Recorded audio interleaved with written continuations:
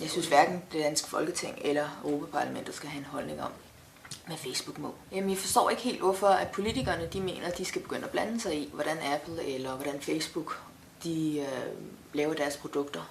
Vi vil jo heller ikke forestille os, at vi begyndte at sige til Gyldendal, hør her Gyldendal, den her bog, den skal I udgive.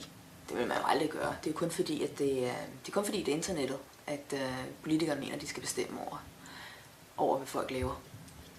Altså iTunes, de har en eller anden politik om, hvad det er for nogle produkter, de gerne vil sætte ind på deres hylder.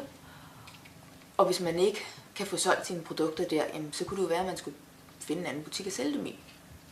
Det er jo ikke politikerne, der skal bestemme, hvad det er for noget, der skal være på hylderne i butikken. Europahuset, de har lavet en høring om det. Det er den 14. november. Jeg har tænkt mig at tage derhen. Jeg tror, det bliver rigtig spændende. Der er både Google og Facebook er med. Har du lyst til at tage med? Du skal bare melde dig til her på siden. De har inviteret 2 af de siddende mapper, Morten Løkkegaard, som er tidligere journalist, og Christel Schaldemose. EU skal være med til at lave nogle rammer for, hvordan vi kan bruge internettet, men man skal ikke begynde at censurere, hvad folk lægger på, eller begynde at blande sig i, hvad private firmaer på nettet laver. Hvad Google har lyst til at lægge ud, hvad Facebook har lyst til at lægge ud, eller ikke have folk lægger ud, jamen det er deres forretning, det er deres del af nettet. Hvis vi er utilfredse med det, så må vi lave noget nyt. Jeg synes ikke, at Europaparlamentet skal regulere internettet.